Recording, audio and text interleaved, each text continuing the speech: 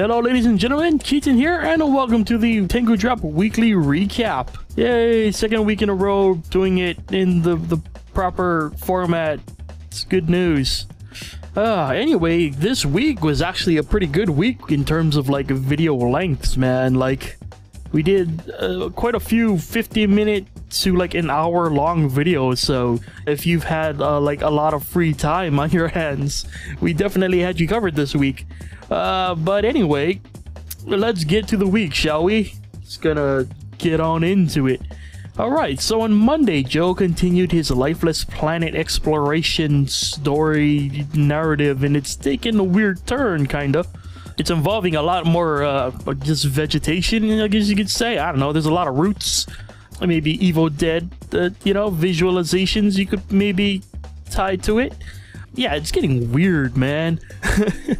And, you know, so, yeah, if you haven't been following Lifeless Planet, you kind of probably should, because there's quite a bit of stuff going on these days, and, yeah, it even starts really weird. So, yeah, you should definitely just watch that one through and through, because, it gets a little weird. A lot of roots. A lot of things happening there. But, anyway, that was Monday. On Tuesday, I did Volgar The Viking. Finally, one of the games I've been meaning to get to for quite some time. And, yeah, here's the thing. Volgar the Viking, not that difficult of a game. It's very pattern-based, so once you understand the way that the enemies start spawning, it's very easy to, you know, figure out what you're doing. But the main difficulty there is pretty much the control. The controls are just really weird, and it's hard to tell when it's being a throwback and when it's just not working properly. But overall, it was a pretty fun experience. Other than the weird controls, it was actually pretty solid. I'm gonna try and go back at some point with an arcade stick, because it's, I don't know, it definitely feels like a game that would, you know, would play well with the stick. So we'll see. There was one moment I really liked. I don't know if I'm actually gonna fit the clip in here, but there's a moment when I first discover the spider and I freak out, and the events that happen are so synchronized in a way that I didn't mean for it to happen, but it was pretty fun. Cool, it's fine. Spider! No! Why did you break your own spear, you ding dong? Oh. But yeah, that was Volgar the Viking on Tuesday. Moving on to Wednesday. Now on Wednesday, Joe did the free-to-play adventure game on Steam called Only If. Now, I could be totally wrong here, but I'm pretty sure I saw like Only If on like Game Jolt like quite some time before it even hit Steam. So it's pretty interesting to see it like just show up on Steam. I don't know if it got greenlit or what, but yeah, that is a ride, man. Again, like. Usually on these videos, I ask for Joe to give me time codes for like things he wants me to highlight in the recaps, but to very understand just the absurdity of Only If, you have to watch it through. Like, the voice acting is subpar for an indie title. I guess what you're gonna expect for like a free title, but the voice acting and everything that they're saying is just absurd. And it's weird, man. I don't think just giving you a clip of something that Joe had to do in that video really justifies just how sort of frustrating the whole situation was. I'm actually surprised that he managed to go for like an hour in that video. But yeah, if you want to see something really weird, watch Joe's Only If video. Cause it's got some weird, man.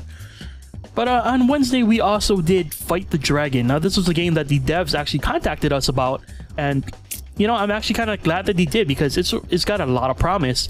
It's a 3D sort of adventure hack and slash RPG-ish kind of game, and pretty much the sell is you can build your own levels, and that seems to be the backbone in which this game is going to try and you know, survive on. And I really do hope they find their community, if they haven't already, that can make amazing levels, because this thing has a lot of promise and they're constantly updating it. So I don't know if we're gonna do more multiplayer videos. I think we are, maybe at some point, who knows, if we have time. But we're definitely gonna have a look at the creative bits. I don't know, I don't think that's gonna be a multiplayer video. I might just do that on my own or whatever, we'll see. But yeah, Fight the Dragon, is actually pretty interesting. It's in early access right now. It's got a pretty bright future ahead of it if it can keep up its momentum and it can find its audience. So definitely, if you want to play a game where you can also build your own levels and you know, share them with the world, definitely check it out. It's pretty awesome. Now on Thursday I did Nuclear Throne, and good lord, that was a pretty crazy video. I think that's the first time I ever did a 50-minute video for Nuclear Throne, which is pretty cool. And I would say by the end of it, there's a reason why I don't go 50 minutes, because I pretty much just lost my damn mind at the end. But yeah, Nuclear Throne is a weird game, dude. It's a weird game if you have weird luck like I do. But, you know, the result video that I did was just, I think it was pretty great. Nuclear Throne on Thursday.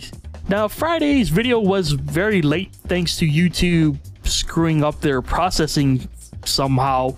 I'm not sure if you guys follow YouTubers, but even the big name YouTubers could not upload on Friday, and it pretty much stretched into late Saturday, which was ridiculous. But anyway, Friday's video was gonna be Cops and Runners, and Cops and Runners was a freaking amazing experience. The other guys might not feel the same, but I definitely really enjoyed it. For the most part, it seems like the rest of the guys are really adamant about winning or not getting caught, or I'm on the other end where I'm just like, I'll just hit Kevin in the head for the last 20 seconds of a match just because it's funny. Or, you know, I'm not gonna ruin it. I'll just let the clips explain why Cops and Runners was so fun. Don't come here, Tim is taking us out. He's gonna lose. Instead of looking curious, it's being. I'm giving Kevin a bloody nose. Oh my god. A bloody nose, dude. Shake the fucking wall behind you. Oh my god. Line up. Line up. Oh, fuck off. Keaton can't lock me up without me coming for them. Let's go. You hear that? Joe has abandoned you. Yeah. They don't care, you know. That's right. Get on your knees, boy. Oh my god. Oh, stop. Kevin's head is so bloody. It's like a toupee of blood. Oh, is it? Help me. Run, Kevin. Who the fuck closed the door? Who the fuck? Keaton sounded in Kevin's face and I fell breath. So yeah, you know, we do a lot to Kevin, and I'm appreciative that he's a good sport about it all, because we get some pretty goat stuff, I think, in the things that happen to Kevin sometimes in these videos. So I'm really happy he's he's a good sport about it. But yeah, Cops and Runners, probably gonna do more in the future. We'll see. But yeah, Friday's video. Now on Saturday, we did more 7 Days to Die, and we brought along the Swedish-Florida connection for the ride. We tried to do what we used to do back in the days, you know, pick a spot on the map, try to get to it, and try to have some fun along the way. And I think it did okay. We talked a lot about music, and a lot of interesting things came up in the conversation that I won't really go into. It's a little not safe for work-ish, kind of.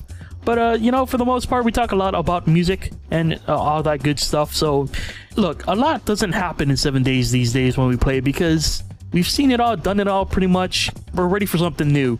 And until that happens, we can only try to make it fun.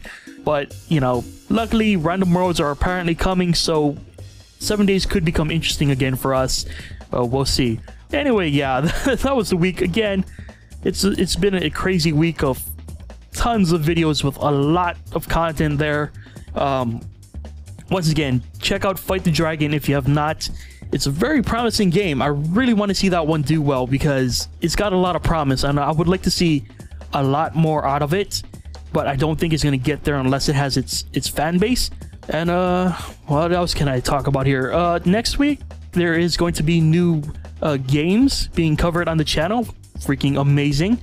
And yeah, so again, August is shaping up to be a pretty great month, and then of course we got September coming up, so there's a lot to look forward to. And yeah, I think that's about it. Thank you to everyone who has watched the videos this week. You guys are awesome. Thank you to everyone who has been commenting and liking and sharing them. We always appreciate that stuff. And yeah, once again, if there's anything you missed, it will be in the descriptions. So go ahead and watch all that good stuff. And yeah, hope you guys had an amazing week. See you guys next week with another Tengu Drop Weekly Recap. Yeah, bye.